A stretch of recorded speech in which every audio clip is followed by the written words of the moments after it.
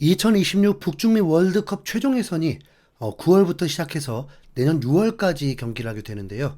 9월 5일 목요일에 한국 홈에서 팔레스타인과 붙게 되고 9월 10일 오만으로 원정으로 떠나서 두 번째 경기를 하게 됩니다. 그 스케줄을 소화하기 위해서 대한민국 축구 국가대표팀은 오늘 국가대표 명단을 발표하게 되었습니다.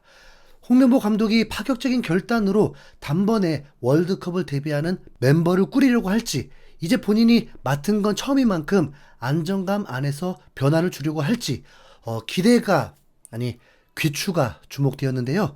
홍명보 감독의 선택은 안정감이 먼저였습니다. 골키퍼 조현우, 송범근, 김준홍, 바이에른 소속의 김민재, 아랍에미레이트 코르파칸 클럽의 권경원, 울산현대 김영권, 울산현대 이명재, 아랍에미레이트 알 와슬 정승현, 덴마크 미트윌란의 이한범, 즈베스다 설영우, 강원FC 황문기, 대전 하나시티즌 김문환, 인천 유나이티드 최우진, 미드필더의 토트넘의 손흥민, 파리 생제르맹의 이강인, 울버햄튼 황희찬, 마인츠 이재성, 세르비아 즈베즈다의 황인범, 알라인 박용우, 울산현대 정우영, 김천상무 이동경, 광주FC 정호연, 강원FC 양민혁, 소환지시티 엄지성, 공격수의 울산현대 주민규, 일본 마치다 젤비아의 오세훈. 많은 팬들이 주요 선수들의 소속팀과 상황만 알 수 있을 것 같아서 저 또한 마찬가지고요. 그래서 소속팀까지 소개를 했습니다. 월드컵이 2년이 남은 상황을 대비한다면 선수들의 나이도 무시할 수가 없을 텐데 김영권, 정우영, 주민규까지 포함이 되었습니다. 94년생을 30살이라고 볼 때 30살 넘은 선수가 권경원, 이명재, 정승현, 손흥민, 박용우까지 5명이 더 있는데 월드컵 되면 34살 이상 되는 선수만 8명이 넘는 거죠. 거기다 96년생도 월드컵 때가 되면 30살이니까 쉽지 않죠. 한국 대표팀은 분명 세대 교체도 필요합니다. 홍명보 감독도 이 부분을 충분히 인지하고 이번 선발에 중점을 둔 부분은 그동안 대표팀이 해온 안정적인 팀 운영과 약간의 변화라고 정리했습니다. 안정적이면서 미래지향적인 선수들로 운영해 나갈 것이다 라고 했죠. 새로운 선수는 양민혁, 황문기, 이한범, 최우진인데 사실 지금 국가대표 스쿼드는 새로운 선수 발굴할 것도 없습니다. 한국 국대는 수비형 미드필더 1명, 양쪽 풀백들만 수준 올려놓으면 한국은 정말 큰 사고 칠 수 있는 전력이니까요. 지금도 불러야 하는데 부르지 못한 선수들도 있습니다. 이미 유로와 코파를 통해서 월드컵을 통해서도 확인했지만 FIFA 랭킹 10위 안에 드는 팀과 20위권에 드는 팀의 전력 차이는 이제 그렇게 크지도 않습니다. 당연히 한국도 세계적 팀들과 이제 큰 차이가 나지 않습니다. 전 세계 축구가 이제 피지컬은 매우 좋은 상황입니다. 맞서서 상대 공격을 막기 위해서는 수비수들의 피지컬도 굉장히 중요하죠.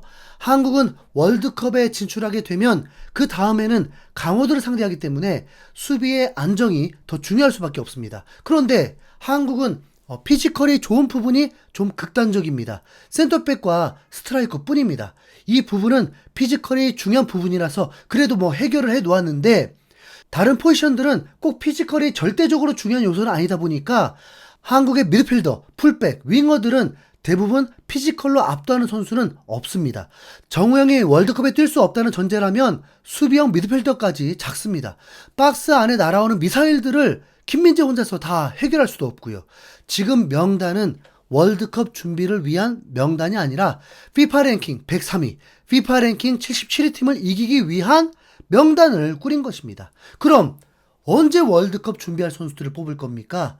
홍 감독이 말하길 2014년은 1년밖에 준비를 못하고 데이터도 없어서 실패했던 것이라고 인정한다면 이대로 최종 예선 진출하고 그때 월드컵 준비하려고 하면 늦어요. 또 똑같은 상황 일어나겠죠. 벤투는 자그마치 4년을 준비하고 비난 엄청 받아도 끝까지 소신있게 가면서 빌드업 축구를 성공시켰습니다. 또 겨우 원정 16강에 감격해야 합니까? 아니면 또 아쉽게 16강 진출 실패, 세계로 높다. 이제는 위넴, 파리, 토트넘 같은 팀의 주전 선수들을 보유하고도 성적 못 내면 팀이 이상한 거고 감독이 이상한 거죠. 거기다 우리 선수들의 실력도 소속팀이 아쉬울 수 있어도 그 팀에서 매우 수준 높은 실력으로 활약하고 있습니다. 요즘 세계 축구 트렌드를 보면 모두 멀티 포지션입니다. 한국 국가대표도 몇몇 선수들은 그렇게 진행하고 있지만 선수들이 그렇게 도전적이지 않고 감독도 도전적이지 않습니다. 한국은 양쪽 풀백이 강화가 되어야 합니다. 그런데 이번 뽑은 윙백들 보면 설령우 182cm, 이명재 181cm, 황문기 175cm, 김문환 173cm, 최우진 175cm입니다. 키 작으면 윙백은 답 없다가 절대 아닙니다. 첼시의 쿠쿠렐라, 토트넘의 페드로 포로, 아스날의 진첸코, 뉴캐슬의 트리피어 얘들 다 키 작아요. 풀백이 꼭 센터백처럼 클 필요는 없습니다. 하지만 현대 축구처럼 풀백의 역할이 매우 커져 있는 상황에서 매우 공격적으로 활용되어지는데 한국은 월드컵에서 만날 팀들이 현대 축구처럼 전술을 구사하기에는 무리가 있습니다. 지키는 게 더 중요할 수 있죠. 꼭 공격 가담까지 안 하더라도 수비 집중하면서 패스 연계만 잘 해줘도 충분합니다. 왜 그러냐면 한국은 이미 공격진이 강합니다. 강팀에게도 골을 넣을 수 있는 선수들로 구성이 되어 있습니다. 해결사들이 곳곳에 있어요. 미드필더도 풀백도 수비형 미드필더도 다 닭공할 필요가 없고 그래서도 안 됩니다. 차라리 좀 험악하고 파워풀한 선수들이 후방에 필요합니다. 왜냐하면 월드컵에서 상대할 공격수들을 막아야 하니까요. 또 반대로 공격 상황에서 세트피스로 공중볼에서도 득점을 해야 하는 것도 굉장히 중요합니다. 주전 윙어, 미드필더들이 피지컬이 좋고 공중볼에 강한 특성이면 달라질 수 있는데 냉정하게 그 부분에 도움이 되진 않죠.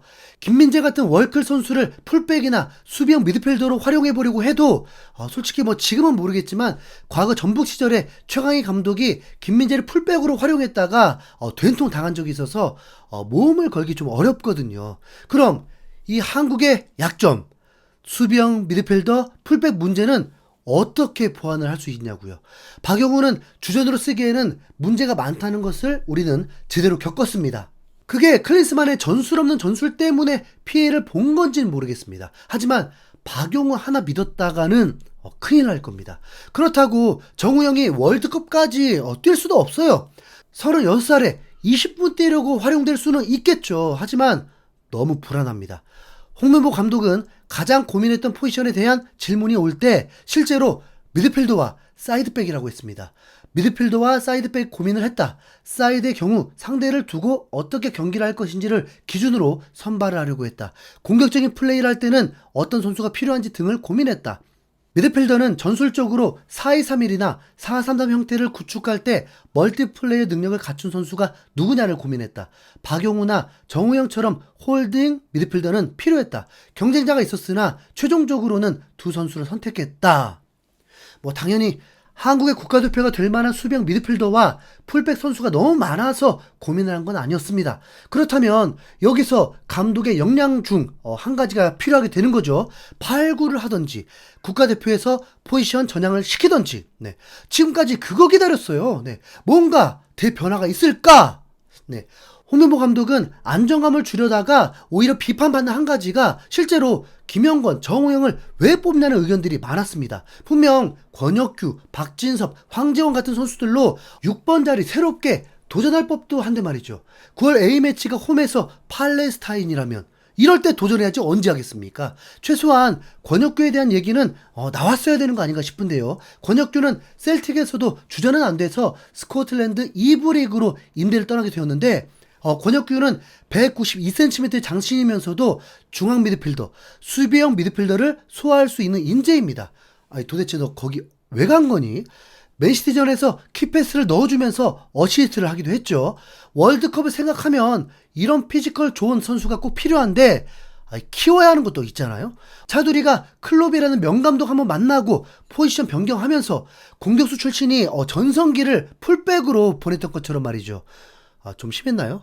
차두리는 피지컬과 스피드가 넘사벽이라서 그런 선수를 찾아라, 포지션을 변경시켜라 라는 건 너무 무리한 요구겠죠?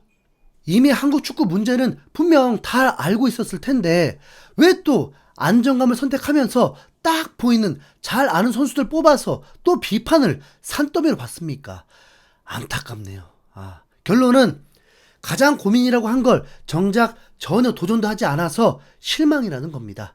한국 축구는 월드컵을 위해서 최종 예선을 히든크 모드로 만들어야 합니다. 그게 바로 MIK겠죠. 월드컵 진출을 걱정할 건 아니잖아요. 어차피 8.5장인데 진짜 속 터져 진짜. 이상 인수영고래였습니다. 감사합니다.